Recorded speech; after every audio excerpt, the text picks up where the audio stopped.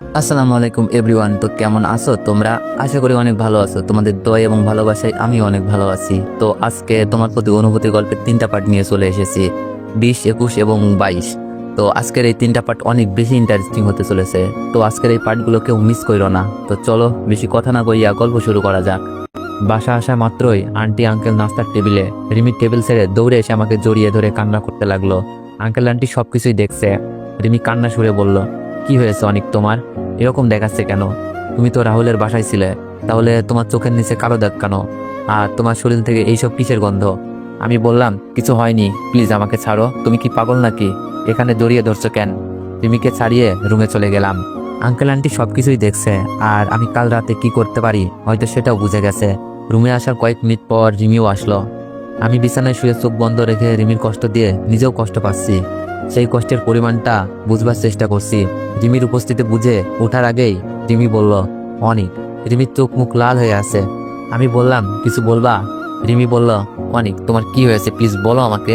আমি কি কোনো অন্যায় বা ভুল করেছি? তাহলে আমাকে বলো, আমি সব ঠিক করে দিব।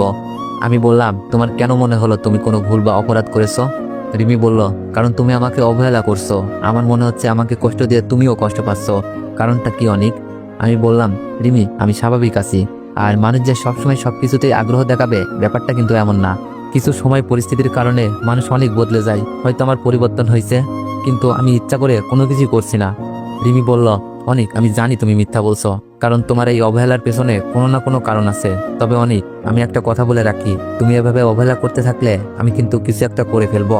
রিমির কথা শুনে খুব ভয় লাগছিল। রাগী মেয়ে রাগের মাথায় যা ইচ্ছা করে ফেলতে পারে। আমি বললাম, বুঝলাম না রিমি, তোমার সমস্যা কোথায়? কিছুক্ষণ আগে আন্টি আঙ্কেলের সামনে জড়িয়ে ধরছো, রুমে এসে কান্নাকাটি, এগুলো আমার ভালো লাগে না, অসহ্য। আর আঙ্কেল আন্টি কি করে কে জানে, হয়তো তোমার এই জড়িয়ে ধরা দেখে বাসা থেকে বের করে দিবে আমাকে। রিমি কান্না সুরে বলল, কে কি ভাবলো আমি জানতে চাই না, দেখতেও চাই না। আমি শুধু জানি তোমার দেওয়া কষ্টগুলো আমি সহ্য করতে পারছি না। প্লিজ অনিক, আর এমন করো না। আর আমি তো বললামই, আমার কোনো অপরাধ থাকলে বলো, আমি শুধরে নিব। আমি বললাম, তুমি কোনো ভুল করছো কিনা জানি না, তবে আমি তোমাকে ভালোবেসে অনেক বড় ভুল করে ফেলেছি। কথাটা বলতে কলিজা ছিঁড়ে যাচ্ছিল। রিমি বলল, কি বললে তুমি? আমাকে ভালোবেসে তুমি ভুল করে ফেলেছো? আমি বললাম, তা নয় তো কি, এইসব প্যারা আমার সহ্য হচ্ছে না। কানের কাছে এসে কান্নাকাটি, এটা করছি কেন, ওটা করছি কেন? তোমাকে তো এত প্রশ্ন জিজ্ঞেস করছি না, তুমি কেন করছো? কি সমস্যা তোমার? কথাগুলো বলতে কষ্ট হচ্ছিল, কিন্তু আমারও যে কিছু করার নাই। রিমি অযোধ্যায় কান্না করছে আর বলছে, আমি তোমাকে ভালোবাসছি আমার জীবনের চেয়েও বেশি, এটাই আমার সমস্যা। তোমার অবহেলা ছুরির আঘাতের মতো লাগে, এটাই আমার সমস্যা। আমি তোমাকে ছাড়া বাঁচবো না, এটাই আমার সমস্যা। রিমির কান্না দেখে আমার চোখের পানি বেরিয়ে আসছিল, কিন্তু রিমির সামনে কোনো কিছু প্রকাশ করা যাবে না, তাই বাহানা ধরে বললাম, ওকে তাহলে তুমি তোমার সমস্যা নিয়ে থাকো, আমি গেলাম। যাওয়ার সময় রিমির কান্না আরো বেড়ে যেতে দেখলাম।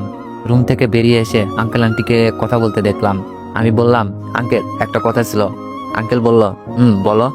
আমি চোখের পানি মুছে বললাম, আঙ্কেল আমি ঠিক করেছি, আমি এখান থেকে চলে যাব।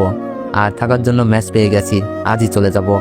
আঙ্কেল বলল, কেন? তুমি তো রিমির সাথে ব্রেকআপ করে দিলেই পারো, বাসা ছেড়ে যাওয়ার কি দরকার? আঙ্কেল, রিমি যেমন আমাকে ভালোবাসে, আমিও রিমিকে ভালোবাসি। ভালোবাসার মানুষের সাথে মিথ্যা অভিনয় করে কষ্ট দেওয়া যায় না, কারণ রিমির চোখের পানি আমার সহ্য হচ্ছে না। আর আমিও রিমির সাথে এমন বাজে ব্যবহার করতে পারছি না। তাই দূরে কোথাও চলে গেলে হয়তো রিমি কয়েকদিন কান্না করে ঠিক হয়ে যাবে, আর আমিও নিজেকে সামনে নেওয়ার চেষ্টা করব। আমার এই কথা শোনার পর কেউই কিছু বলছে না। আঙ্কেল আন্টি হয়তো ভাবছে, ঠিকই তো, অনেক চলে গেলে রিমি অনেককে ভুল বুঝে ভুলে যাবে। জানি না রিমি কেমন থাকবে, সহ্য করতে পারবে কি পারবে না। তবে আমি ঠিক করেছি রিমিকে না জানিয়েই চলে যাব। বাসা থেকে বেরিয়ে ম্যাচে যাওয়ার জন্য সবকিছু ঠিকঠাক করে বাসায় আসলাম। বাসায় এসে আন্টিকে বললাম, আন্টি আজ রাতেই চলে যাচ্ছি। আপনারা আমাকে অনেক হেল্প করেছেন, যা ভুলবার নয়, যার ঋণ কখনো শোধ করা যাবে না। যদি আপনাদের মনে কষ্ট দিয়ে থাকি মাফ করে দিবেন। আর রিমির দিকে খেয়াল রাখেন, উল্টাপাল্টা কিছু করে ফেলতে পারে। আপনারা চাইলে আমাকে নানা অপবাদ দিতে পারেন, যেন রিমি আমাকে ঘৃণা করে, তাহলে রিমি স্বাভাবিক হয়ে যেতে পারে। আজ আঙ্কেল আন্টি কেউ কিছু বলছে না। রাতে রিমির জন্য একটা ছোট চিরকুট লিখে কাউকে না জানিয়ে বাসা থেকে বের হয়ে যায়। সাথে বই খাতা, জরুরি কাগজ, মোবাইলটাও রেখে গেছি। এটা রিমির দেওয়া ছিল। মোবাইলটা দিয়ে গেলাম, রিমি যেন ব্যাপারটা সত্যি ভাবে। কাগজে লেখা ছিল, রিমি আমাকে ক্ষমা করে দিও তোমার সরল মনের সাথে মিথ্যা অভিনয় করার জন্য। এই লেখায় অনেক কিছু লুকানো আছে, রিমি বুঝবে না, কারণ লেখাটা শুধু আমি বুঝবো। আমি চোখের পানি মুছতে মুছতে মেসেজ চলে আসলাম। জানি না রিমি আমার চলে যাওয়ার খবর শুনে কি করে বসে। খুব ভয় হচ্ছে আর চিন্তাও হচ্ছে। আমি এখানে চলে আসাটা শুধু রাহুলই জানে। রাহুল আমাকে ম্যাচ খুঁজে দিতে সাহায্য করেছিল আর প্রমিস করেছিল রিমিকে বলবে না আমি যে এখানে আসি। আসলেই কি বেকার ছেলেদের প্রেম করতে পারে না? আসলেই ছেলেটা যতই ভালো আর সুন্দর হোক, আঙ্কেল আন্টির যতই পছন্দ হোক, কিন্তু ছেলেটা তো বেকার। আমি বেকার না হলেও রিমির পরিবার অনেক ধনী পরিবার, আর আমার বর্তমানে কোনো পরিবারই নেই। এমন ছেলের সাথে তো রিমির পরিবার বিয়ে দিবে না, যার কোনো ভবিষ্যতের কোনো নিশ্চয়তা নেই। তার কাছে কিভাবে মেয়েকে তুলে দিবে? আমি জানতাম এরকম কিছু হবে। রিমি আর আমার সম্পর্ক কেই মেনে নিবে না, তারপরেও পারিনি রিমিকে ভালো না বেসে থাকতে। কারণ ভালোবাসা ধনী গরিব দেখে না, মনের সাথে মনের মিল হলেই হয়ে যায়। তবে আমি আর সবাইকে বলবো, প্রেম ভালোবাসা কোনো ছেলেখেলা নয়। এমন প্রেম করবেন না যাকে পাওয়াটা আমার মতো প্রশ্নবিদ্ধ। প্রেমটা ক্যারিয়ার গঠনের আগ পর্যন্ত বন্ধ রাখুন, আর ধনী মেয়ে ধনী ছেলেদের সাথে প্রেম করতে ভেবে করুন, কারণ প্রেমটা সত্যি হতে পারে, পরিবার কিন্তু মেনে নিবে না। আপনাদের আশেপাশে তাকালেই দেখতে পারবেন কত ছেলে চাকরির অভাবে তাদের ভালোবাসার মানুষটিকে অন্যের হতে দেখছে। ভালোবাসা শুধু কাছে পাওয়া নয়, ভালোবাসা হলো ভালোবাসার মানুষটিকে ভালো রাখা। সে যদি অন্য কোথাও ভালো থাকবে মনে করবেন, তাহলে তাকে অন্য কোথাও যেতে দিন, আর নিজের ভিতরে একটা কবর খুঁড়ে নিন। সব কষ্ট সেখানেই কবর দিন, কারণ ছেলেদের সবার সামনে কাঁদতে নেই। রাতে ঘুম হলো না, রিমির কথা ভেবে বালিশ ভিজিয়ে ফেলেছি। ঠিক করলাম কয়েকদিন ভার্সিটি যাব না, আর আঙ্কেলের অফিসেও না, কারণ রিমির সাথে দেখা হওয়া এই দুই মাধ্যম। আর আমার মনে হয় কয়েকদিন আমাকে না দেখলে হয়তো রিমি আমাকে ভুলে যাবে, ভুল বুঝবে, আমার প্রতি ঘৃণা জন্মাবে। যেই রকম চিন্তা সেই রকম কাজ। 2 দিন হয়ে গেল, ভার্সিটি অফিস কোথাও যায় না। রাহুলকে দেখছি খুব তাড়াহুড়ো করে আমার দিকে এগিয়ে আসছে। আমি বললাম, কি রে, কি হয়েছে, এত তাড়াহুড়ো করে কেন আসছিস? রাহুল বলল, অনেক তাড়াতাড়ি হাসপাতালে চল, কাল রাতে নাকি রিমি অনেকগুলো ঘুমের ওষুধ খেয়ে ফেলেছে।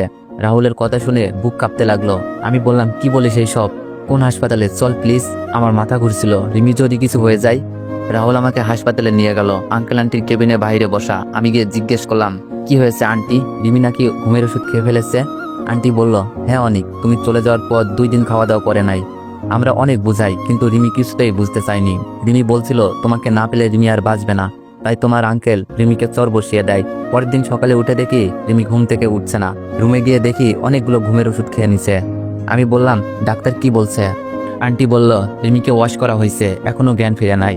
আঙ্কেল সালাম আলাইকুম বলছিল, অনেক আমার মেয়েটা দেখে কিছু না হয়ে যায়, যারা কথা দেখনি তোমার সাথে রিমিকে বিয়ে দিব। যে আমার ইউটিউব চ্যানেলটি হ্যাক হয়ে গেছে না, যদি আমার মেয়ে হারিয়ে যায়। আমি আমার ইউটিউব চ্যানেলে ডাক্তার এসে বলল, এই যা দেখি রোগীর জ্ঞান ফিরে, আমার মাথা পুরো চাইলে দেখা করতে পারে। আমার ইউটিউব আইডির নাম চেঞ্জ করে ওরা নাম হ্যাকার চলে গেল, আর রিমিকে জড়িয়ে ধরে কান্না করছিল। জানি না আঙ্কেল আন্টির সাথে আমিও গেলাম, সাথে যারা আইডি হ্যাক করছো রিমিকে দেখে আমার মন থেকে ধন্যবাদ। কি অবস্থা রিমি? কারণ আইডিটা হ্যাক হলে আমার দিকে তাকাতে আমার পাশে যখন আমার দিকে চোখ পড়ে, আইডি একটা গেছে, তাতে কি হইছে? সবাই বুঝতে পারে, চেষ্টা থেকে বেরিয়ে যায়, আবার ঘুরে রিমির কাছে যায়। আমি যারা ভালোবাসে কোনো কিছু না ভেবে রিমিকে জড়িয়ে ধরি, আর যারা আমার জড়িয়ে ধরে কান্না মাখা মধ্যে বললাম, তো ভালোবাসা সরি, আমি বুঝতে পারি না। আমি আবার ইউটিউবে ব্যাক করে সুরে বলল, ছাড়ো বলছে আমাকে, তুমি এখানে কেন? আমার টিকটক আইডি তো তুমি ভালোবাসো না, তাহলে কেন এসেছো? ভয়ে আমি বললাম, আমার জানটা যে আমাকে ছেড়ে চলে যাচ্ছিল, আমার নামের ফের ভিডিওগুলোতে চুলার বলছিল, কে তোমার জান, যাও এখান থেকে, আমি তোমার সাথে কথা বলতে চাই না। রিমি অনেক রাগ অভিমান করে আছে। রিমি, আমি জানতাম না তুমি এরকম কিছু। আমাকে আটকে দিয়ে রিমি আম্মুকে ডাকতে শুরু করলো। আন্টি আঙ্কেল সবাই রুমে এসে বলল, কি হয়েছে রিমি? রিমি বলল, আম্মু অনিককে যেখানে চলে গেছিল সেখানেই যেতে বলো। আমি মাথা নিচু করে দাঁড়িয়ে আছি। রিমি কি অভিমান করে বলছে নাকি সত্যি চলে যেতে বলছে? আঙ্কেল বলল, রিমি, অনিকের কোনো দোষ নেই, সবকিছু আমাদের জন্যই করেছে, বাসায় চল সব বলছি। রিমি বলল, তোমাদের জন্য মানে? আন্টি বলল, বাসায় চল সবকিছু বলবো। রিমি চুপ মেরে গেছে। বাসায় আসার পর রিমি জানতে চাইলো, এবার বলো। আন্টি বলল, আসলে আমরা অনেককে বলেছিলাম তোর সাথে যেন অন্য কোনো সম্পর্কে না জড়াই, আর যখন জড়িয়ে গেছে যেন তোকে ভুলে যায়, আর তুই ভুলে যাওয়ার জন্য যা দরকার তাই করবে। রিমি আমার দিকে তাকিয়ে আবার শুনতে লাগলো। আঙ্কেল বলল, আমরা জানতাম না আমাদের অহংকার তোমাকে হারিয়ে ফেলেছিল, আর আমরা সিদ্ধান্ত নিয়েছি অনেকের সাথেই তোমার বিয়ে দিব। হৃদয়ের সাথে কথা হয়েছে। তো ভিউয়ার্সরা, এতদূর যারা যারা শুনছো সবাই একবার করে বলো আমিন। রিমি আনন্দে মেতে উঠে বলল, সত্যি বলছো আব্বু? আঙ্কেল বলল, সত্যি বলছি। আর অনেক, তুমি আবার বাসায় চলে আসো, আজ রাতেই তোমাদের বিয়ে। বিয়ের কথা শুনে মনে আনন্দ যেন আর ধরে না। এটা যেন অসাধ্যকে সাধ্য করা, কিন্তু আমি কিছুই করি নাই, সবকিছুই রিমির পাগলামি। আঙ্কেল, আপনি মেনে নিয়েছেন, এতেই হবে, বিয়েটা না হয় পরেই করি। আমি একটা বিষয় ভাবছিলাম। রিমি বলল, কেন? আজ রাতেই হবে, নয়তো আবার ঘুমের ওষুধ খাবো। আমি বললাম, না মানে বলছিলাম লেখাপড়াটা শেষ করে না হয় বিয়েটা করি। রিমি বলল, না না আব্বু, তুমি আজই বিয়ের আয়োজন করো। ভাবছি আমার বিয়েতে আব্বু আম্মু ভাই ভাবি সুমি আপু কেউই থাকবে না। আর কিভাবেই থাকবে, আমার তো এখন সেই সম্পর্কও নাই। আর রিমিকে বিয়ে করার এই সুযোগটা হারানো মনে হয় ঠিক হবে না। আমি বললাম, আচ্ছা ঠিক আছে। রাহুল আসার কিছু ভালো বন্ধুদের দেওয়া হলো বিয়ের সব দায়িত্ব। প্রাণপণ চেষ্টায় বিয়েটা হয়েই গেল। বন্ধু বান্ধব অনেক কথা বলছিল আর হাসাহাসি করছিল। কথাগুলো আসলে বলা যাবে না, বুঝতেই পারছেন কথাগুলো কি হতে পারে। তবে আঙ্কেল আন্টির মুখে হাসি দেখে মন ভরে গেল। কারণ আঙ্কেল আন্টির মনে কষ্ট দিয়ে হয়তো কখনোই আমরা সুখী হতে পারতাম না। বাসর ঘর সাজিয়েছে বন্ধু বান্ধব গুলো, বসে বসে আড্ডা দিচ্ছে। কেউ কেউ কার্ড নিয়ে বসে পড়েছে, আজ নাকি কিছুই হবে না, আজ শুধু আড্ডা হবে। শালারা তো কখনো বিয়ে করে নাই, কেমনে বুঝবে আমাদের মনে কি চলছে। আমি বললাম, দোস্ত 1:30 বাজে, এবার তো যা। না বন্ধু, আজ কিছুই হবে না, তুমি চাইলেই শুরু করতে পারো না, আমরা এখানেই আছি, নয়তো আমাদের সাথে খেলতে আসো। রাহুলের সাথে আশাই বা সবাই সাই দিচ্ছে আর হাসাহাসি করছে। রিমি বলল, ওকে তোরা কার্ড খেল, আমরা লুডো খেলছি। আশা বলল, ওই দাঁড়া, আমিও খেলবো তোদের সাথে। রাহুল বলল, দাঁড়া আমিও আসছি। আমি বললাম, ওকে, খেলার আগে একটা শর্ত আছে, বলে নি। কি শর্ত? আমি বললাম, আমরা জিতলে তোরা রুম থেকে বের হয়ে যাবি, আর তোরা জিতলে সারা রাত আড্ডা চলবে। আশা বলল, আচ্ছা ঠিক আছে, আমরা রাজি। আশাকে একটু আস্তে করে বললাম, আশা একটু বোঝার চেষ্টা কর, একটু কম করে খেলিস, রাহুলে তো ছাড় দিবে না। আশা বলল, আচ্ছা 500 দিতে হবে। আমি বললাম, কাল সকালে পেয়ে যাবি, প্রমিস। খেলা শুরু হলো। আমার খেলার বাজে অবস্থা, রিমি ভালোই খেলছে। সবসময় রিমি সবকিছুতে এগিয়ে থাকে, তা না হলে হয়তো আজ বিয়েটা করতে পারতাম না। আশাকে যা বলছি তাই করছে, তারপরেও পেরে উঠতে পারছিলাম না। অন্য সবাই আকর্ষণ দিচ্ছে, সবাই আমাদের বিরুদ্ধে। যাক, আশার হেল্পের জন্য শেষ পর্যন্ত জয়ী হলাম। রিমি বলল, এবার রুম খালি করতে হবে, যাও। আশা বলল, যাচ্ছি। রুম খালি করে সবাই চলে গেল। রিমি বলল, আচ্ছা আশা তো বাজে কিভাবে খেললো? আমি বললাম, 500 টাকা ঘুষ ছিল। রিমি বলল, তাই, ভালো করেছো। আমি বললাম, রিমি বলল, তুমি দেখছো কিভাবে তোমাকে আমার করে নিলাম? আমি বললাম, আঙ্কেল আন্টি না চাইলে কখনোই সম্ভব হতো না। রিমি বলল, তুমি জানো আমি এত ঘুমের ওষুধ খাইনি, 2টা খেয়েছিলাম, বাকিগুলো বাইরে ফেলে দিচ্ছি। আমি অবাক হয়ে বললাম, 2টা খেয়ে এই অবস্থা? রিমি বলল, না, আমি অভিনয় করছিলাম। অভিনয়? তোমার সাথে আব্বু আম্মুর সব কথাই আমি শুনেছিলাম, তারপর থেকে তোমার অবহেলা শুরু। তুমি অভিনয় করছো, তারপরেও খুব কষ্ট পেতাম, তাই আমি ইচ্ছা করেই আব্বু আম্মুর সামনে তোমাকে জড়িয়ে নিই, যেন আব্বু আমার পাগলামি দেখে। আর তুমি চলে যাওয়ার পর রাহুল আমাকে সবই জানায়, আর আমাকে ঘুমের ওষুধের অভিনয় করতে বলে। সব শেষ, কাজে লাগলো। রিমির কথা শুনে আমি তো অবাক, অভিনয় কি আমি করতে পারি? রিমি তো আমাকে ছেড়ে গেছে। আমি বললাম, তুমি তো আমাকে অভিনয়ে হার মানিয়ে দিয়েছো। রিমি বলল, 2:30 বাজে, কথাই বলবে? আমি বললাম, কেন, কি করব? রিমি বলল, কেন জানো না? আমি বললাম, না, তুমি জানিয়ে দাও। রিমি বলল, তুমি কিন্তু অনেক দুষ্টু আছো। তো এভরিওয়ান, আচ্ছা এটুকুই রাখা যাক, আর গভীরে যাওয়ার দরকার নেই, কিছু কথা গোপনেই থাক। সকালে ঘুম থেকে উঠে দেখি কিছু একটা বুকের মাঝে মিশে আছে, দেখতে দারুণ লাগছে। ইচ্ছে হচ্ছে এভাবেই দেখে যাই, কিন্তু চাপ নিতে পারছি না, আমার যে বাথরুমে যাওয়া লাগবে। রিমি, এই রিমি ওঠো। রিমির মুখের সামনে চুলগুলো সরিয়ে দিয়ে বললাম। রিমি ঘুমের মধ্যেই বলল, না, আমার খুব ঘুম পাচ্ছে, ডেকো না প্লিজ। আমি বললাম, এরকম বুকের উপর শুয়ে থাকলে ঘুম তো পাবেই, কিন্তু বুকটা যে একটা মানুষের, আর সেই মানুষটা যে ওয়াশরুমে যাবে। রিমি বলল, ওয়াশরুমে যাওয়া লাগবে না, আমার ঘুম ভেঙে যাবে। বলে কি মাইয়া, এই দিক দিয়ে আমার তো 13টা বাজতে শুরু করে দিছে। আমি বললাম, এই বুকটা তো তুমি দখল করে নিছো, আর এটা এখন থেকে তোমারই, এখন আমার যেতে হবে, প্লিজ ছাড়ো। আমি আর নিতে পারছিলাম না, আমি আর না পেরে রিমিকে সরিয়ে ওয়াশরুমের দৌড়। ফ্রেশ হয়ে রুমে এসে দেখি মহারানী মুখ ফুলিয়ে বসে আছে। মজা করে বললাম, কি ব্যাপার রিমি, মন খারাপ? রিমি বলল, কুত্তা, তুই আমার স্বপ্নটা নষ্ট করে দিছিস, কত সুন্দর স্বপ্ন দেখছিলাম। রিমির মুখে তুই শুনে আমি তো অবাক হয়ে রিমির দিকে তাকিয়ে রইলাম। রিমি, তুমি কি বলছো, আবার বলো তো। ভাবছি হয়তো এখনো ঘুমের ঘর কাটে নাই, উল্টাপাল্টা বলছে। রিমি বলল, কি বলবো, কত সুন্দর স্বপ্ন ছিল। রিমি দেখি কাঁদতে শুরু করে দিছে। এটা কি হচ্ছে, ঘুম থেকে উঠেই কান্না করছে নাকি স্বপ্নের জন্য? এভাবে কথায় কথায় কাঁদলে আমি তো শেষ। শুনেছি বিয়ের পর নাকি বইয়েরা সরকার হয়, আমার জন্য যেন এটা প্রযোজ্য না হয়। আস্তে করে বললাম, কি স্বপ্ন দেখছো রিমি? রিমি অভিমানের সুরে বলল, স্বপ্ন দেখছিলাম আমার একটা কিউট মেয়ে বেবি হয়েছে, আমি অনেক আদর করছিলাম, কিন্তু বেবিটা কান্না করছিল, তুমি আমার স্বপ্ন নষ্ট করে দিছো, আমার বেবিটা মনে হয় এখনো কান্না করছে। আমি বললাম, অনেক ভালো লাগতেছে, কাল বিয়ে হলো মাত্র, তেমন কিছুই হয় নাই, আর তুমি স্বপ্নে মেয়ে বেবিও দেখে নিয়েছো, কান্না থামানোর আগেই ঘুম ভেঙে গেছে, তাই এখন বসে কান্না করছো। রিমি বলল, তুমি কি বুঝবে, সন্তানের কান্না মা কখনো সহ্য করতে পারে না। বলেই রিমি ফ্রেশ হতে চলে গেল। আমি তো অবাক হয়ে তাকিয়ে আছি রিমি চলে যাওয়ার দিকে। আর রিমির কথাগুলোতে হাসা উচিত নাকি কান্না করা বুঝতে পারছি না। যে মেয়েটাকে তার মা বাবা সামলাতে হয়, সেই মেয়েটা বলে কিনা সন্তানের কান্না মা কখনো সহ্য করতে পারে না। আল্লাহ, মেয়ের কি এমন গুণ দিলা যার জন্য এত রং তাদের, যখন ইচ্ছা রং বদলাই। তবে রিমির বোকা বোকা কথা শুনে হাসি পাচ্ছিল। অনেকের হয়তো কান্না পাচ্ছে, তাই না? অনেক মেয়েই বলবে, ঠিকই তো, ঘুম কেন ভাঙাতে হবে? রিমি তার মেয়ের কান্না থামানোর পর না হয় ঘুমটা ভাঙাতেন। না জানি বাচ্চাটা এখনো কান্না করছে, আর বড় জোর দিয়ে বলবে সন্তানের কান্না মায়েরা সহ্য করতে পারে না। এই কথায় আমি কিন্তু একমত, আশা করি সব ছেলেরাই সহমত প্রকাশ করবে। তবে কিছু কিছু মায়েদের জন্য এই বক্তব্যটি প্রযোজ্য না। বন্ধুগুলো হয়তো ঘুমিয়ে আছে, কাল রাতে যা অবস্থা করেছিল, ভাগ্যিস খেলায় জয়ী হয়েছিলাম। রুমের দরজা কে যেন নক করছে। রিমি ওয়াশরুমের দরজা খুলতেই বন্ধুগুলোর হামলা। রাহুল বলল, কিরে এত সকালে উঠে গেলি? আমি বললাম, আমি সবসময় সকালেই উঠি। রাহুল বলল, মামা খুশির খবর কি আসবে? রাহুলের কথা শুনে সাথে থাকা সবাই হেসে দিল। আমি বললাম, খুশির খবর কি বুঝলাম না। রিমিকে বিয়ে করতে পারছি, এটাই তো খুশির খবর, আর কি খবর বাকি আছে? ফাহিম বলল, তুই মামা কিছুই বুঝিস না, আবার সবই বুঝিস, শুধু বোকা বোকা কথা বলিস। আমি বললাম, বুঝতে হবে না, নাস্তা করছিস? রাহুল বলল, না, তোদেরকে ডেকে নিতে আসছি। আমি বললাম, আচ্ছা তোরা যা, আমি রিমিকে নিয়ে আসছি। ফাহিম বলল, আচ্ছা তাড়াতাড়ি আসছো মাম্মা। ওরা চলে যাওয়ার পর বিছানায় পা মেলে বসে ভাবছি ভাবিকে বিয়ের কথাটা জানাবো কিনা, কিন্তু কি মনে করবে, তাই ফোনটা রেখে দিলাম। রিমি ফ্রেশ হয়ে এসে গেছে, এখন সাজুগুজুর পালা। আল্লাহই জানে কতক্ষণ লাগে। রিমিকে দারুণ লাগছে দেখতে, নিজের বইয়ের প্রশংসা করতে নাই, তাই করলাম না। আমি বললাম, রিমি হইছে, নাস্তা খেতে ডেকে গেছে। যদিও নতুন জুটি, উচিত হলো রুমে খাবার পাঠিয়ে দেওয়া, কিন্তু বন্ধু বান্ধবের কাছে উচিত অনুচিত কিছুই নেই, যা বলবে তাই। রিমি বলল, আচ্ছা একটু শাড়িটা পরিয়ে দাও তো। আমি বললাম, তুমি শাড়ি পরতে পারো না? রিমি বলল, না আমিও পারি না, তুমি বসো, আমি আশাকে পাঠাচ্ছি। আমি নিচে চলে গেলাম। সবাই বসে হাসাহাসি করছিল। আঙ্কেল আন্টিকেও দেখছি আলহামদুলিল্লাহ অনেক হাসি খুশি। আমাকে রিমির ছোট ভাই মানে রিমন দেখেই কোলে উঠে বলতে লাগলো, দুলাভাই দুলাভাই। রিমনকে কিছুক্ষণ আদর করতে করতে সুপার সামনে এসে আশাকে রিমি রেডি হওয়ার সাহায্য করতে পাঠাই। সত্যি বলতে এত অল্প বয়সে দুলাভাই কথাটা মানায় না, তাই রিমনকে বললাম, আমাকে দুলাভাই বলতে কে বলেছে রিমন?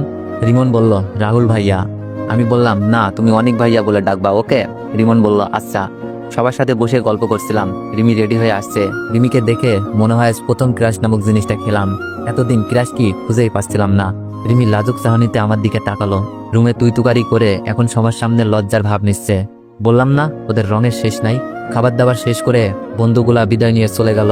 বলতে ভুলে গেছি, ওরা কিন্তু অনেক কিছু গিফট করছে, দেখা হয়নি। খাবার টেবিলে কেউ তেমন মজার কথা বলতে পারে নাই, কারণ আঙ্কেল আন্টি যে ছিল। তারপরেও আকার ইঙ্গিতে অনেক কিছুই বলছে।